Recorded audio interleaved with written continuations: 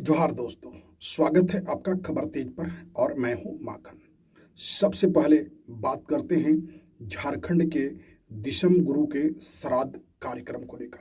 जी हां दोस्तों, दिशम गुरु के श्राद्ध कार्यक्रम नेमरा में बताया जा रहा है कि जैन जन सैलाब उमड़ा है। और इससे अगर आगे बढ़कर बात करें तो लोगों ने कहा कि यह श्राद्ध का महाकुंभ है। जी हाँ मित्रों, दिशम गुरु का देहांत के बाद कल 16 अगस्त 2025 को उनके पैतृक ग्राम नेमरा में उनका श्राद्ध कार्यक्रम को एक ऐतिहासिक और यादगार श्राद्ध कार्यक्रम बनाया गया।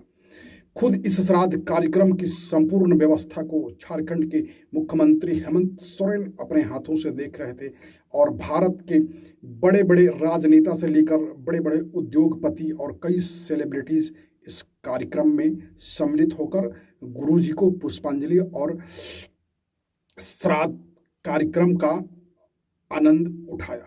बता दें कि विगत दिन गुरुजी अब हमारे बीच नहीं रहे और अब उनका श्राद्ध कार्यक्रम के बाद उनकी अंतिम अस्थियां गंगा जी में प्रवाहित कर दी गई है। और अब बात करते हैं सोशल मीडिया पर की गई दोस्ती कितनी खतरनाक होती है, यह जानेंगे तो आपका होश उड़ जाएगा। ये खबर झारखंड की राजधानी रांची से आ रही है, जहां बताया जा रहा है कि एक लड़का सोशल मीडिया पर एक अनजान लड़की से दोस्ती कर 1.5 करोड़ रुपए के ठगी का शिकार हो गया है। दरअसल यह खबर झारखंड की राजधानी रांची से है, जहां पर जमशेदपुर के कदमा थाना के रहने वाली एक लड़की और रांची के रहने वाले लड़के के बीच सोशल मीडिया पर दोस्ती होती है और यह दोस्ती धीरे धीरे आगे बढ़ती है। लड़की लड़के तक पहुंचती है और उस लड़के के परिवार पर भी धीरे धीरे अपना प्रभाव जमाती है, सबको विश्वास में लेती है और अंत में 1.5 करोड़ रुपए नगद और 2 SUV महंगी गाड़ियां चंपत करके वह लड़की मामला में हाईलाइट हो जाती है। अगर दोस्तों आपके पास भी किसी अनजान व्यक्ति का कोई दोस्ती का मैसेज आ रहा स्पेशली सोशल मीडिया पर, तो आप कैसे सतर्क रहें, कैसे सावधान रहें। यह लड़की रांची के लड़के से दोस्ती करती है और बताती है कि मेरी माँ का बहुत ज़्यादा तबीयत खराब है, पैसा की आवश्यकता है उनको इलाज के लिए। लड़का उसमें पैसा देता है। फिर लड़की आगे चलकर बोलती है कि मेरा भाई का एडमिशन पढ़ाई को लेकर किसी कॉलेज में होना है जहाँ पर काफ़ी मोटी रकम लग रही है, वहाँ भी उस लड़के को ठग लेती है यह लड़की। तो कुल मिलाकर 2 SUV नई लग्जरी गाड़ी 4 व्हीलर और लगभग 1.5 करोड़ रुपए नगद का चूना लगाकर वह लड़की कामयाब रही है और उसको लेकर प्राथमिकी दर्ज कराई गई है। बता दें कि यह लड़की जमशेदपुर में पूर्व से किसी लड़के से शादी को लेकर वहां भी इसी प्रकार की घटना को अंजाम दी थी। और अब हम बात करते हैं सूर्या हांसदा इनकाउंटर मामले को लेकर। तो पिछले दिन JKLM के विधायक जयराम महतो उर्फ टाइगर उनके पैतृक ग्राम डकैता ललमटिया गोड्डा में आकर और पूरे इनकाउंटर मामला को लेकर उनकी पत्नी से, उनकी मां से और सूर्या हांसदा के द्वारा चलाए जा रहे उस स्कूल में जहां पर स्कूल का संचालन उनके फाइनेंशियल व्यवस्था से की जाती थी, उन बच्चों से बात किया और हजारों ग्रामीणों से बात किया। उन्होंने कहा कि यह बड़े ही संदेह की स्थिति है कि पुलिस के पकड़ में सूर्या हांसदा ऐसा व्यक्ति जो लगभग 4 से 5 बार झारखंड विधानसभा का चुनाव लड़ चुका है और अच्छे वोट उन्होंने इस चुनाव में ग्रहण किया था। 20,000, 25,000, 40,000 तक जिस आदमी को वोट आ रहा है, वह आदमी क्रिमिनल कैसे हो सकता है और उसका इनकाउंटर कैसे कर सकती है पुलिस, ये तो अनेक सवाल खड़ा कर रहा है। और उन्होंने इस मामले को CID जांच करने की बात को उठाई। वहीं उस इनकाउंटर से संबंधित एक पुलिस पदाधिकारी डीएसपी पर उन्होंने तंज कसते हुए कहा कि ये वही डीएसपी साहब हैं जो हर अपने गतिविधि, हर कामों को करने के लिए रील बनाते हैं। तो डीएसपी साहब, आपने इस इनकाउंटर का, सूर्या हांसदा के इनकाउंटर का रील क्यों नहीं बनाया?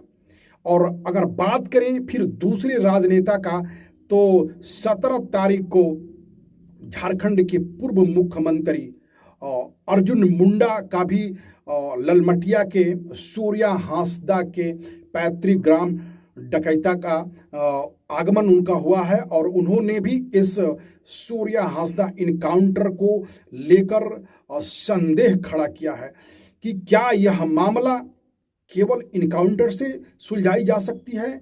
वह व्यक्ति जो लगातार राजनीति में सक्रिय है, राजनीति में एक्टिव है और लगातार कई बार विधानसभा का चुनाव लड़ गया, क्या जरूरी हो गया पुलिस को इनकाउंटर करने का? जब आपके पकड़ में सूर्या हांसदा था तो फिर इनकाउंटर का प्रश्न कैसे आया?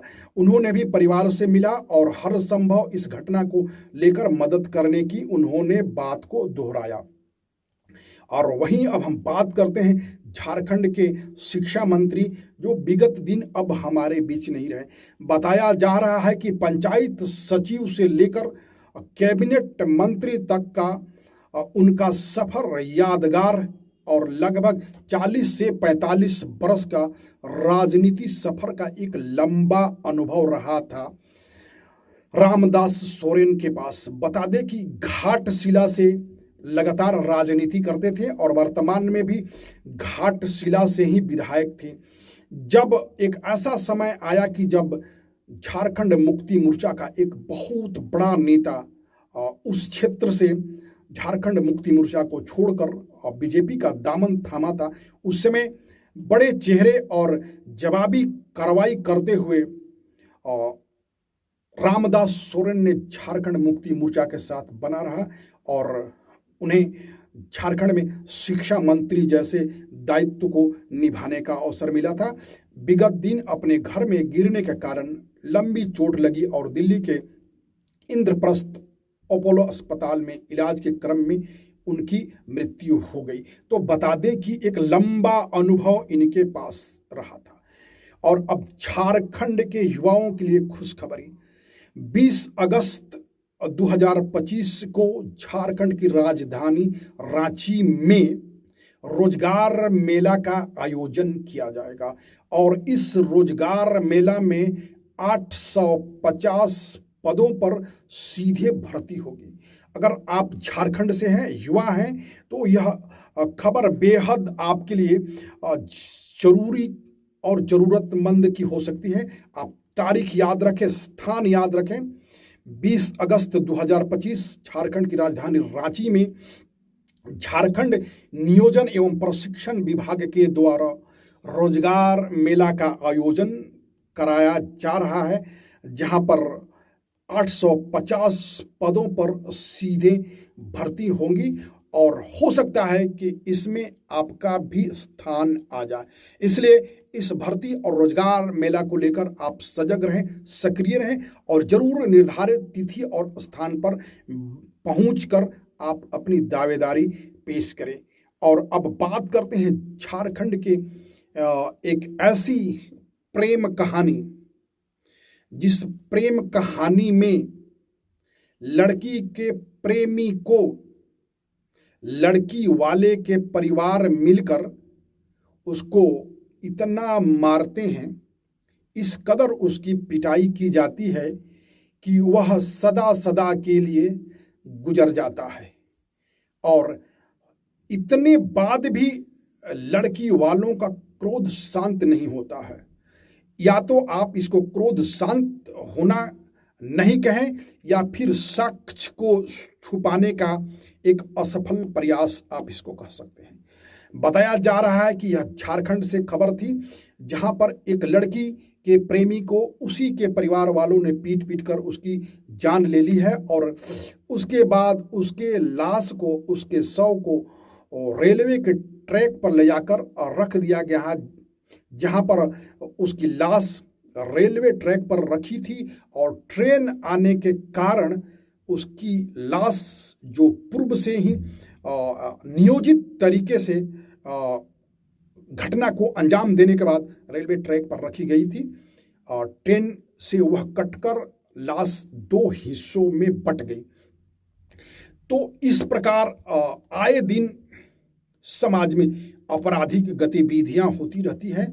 तो हमें करना है क्या कि सजग और सचेत रहना है और किसी भी परिस्थिति में हम अपने हाथ में कानून लेने से बचे। और अब बात करते हैं झारखंड के साहिबगंज जिला से, जहां पर बाढ़ का अपडेट सामने आया। लगातार 3 दिन से गंगा का जलस्तर घट रहा है, अर्थात बाढ़ पर राहत की खबर आ रही है। बता दें कि साहिबगंज जिला झारखंड का इकलौता जिला जो प्रति वर्ष बाढ़ का विभीषिका झेलती है और इसको लेकर जिला प्रशासन और स्थानीय लोग, साथ ही ग्रामीण जो बाढ़ से प्रभावित होते हैं और पशु जान माल की बड़ी संख्या में नुकसान होती है। इस बार भी बाढ़ खतरे के निशान से आगे आ गई थी, लेकिन गंगा का जलस्तर रुकने और जल को घटने से, नदी के जलस्तर को घटने से बाढ़ को लेकर राहत आई है।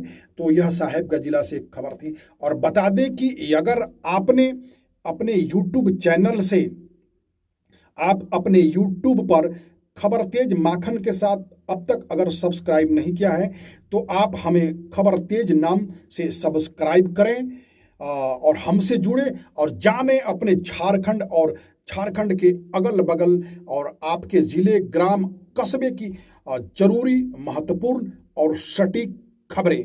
तो ये थी आज की कुछ प्रमुख खबरें। मिलेंगे हम अपने दूसरे खबर में, तब तक के लिए गुड बाय, जय हिंद, जोहार।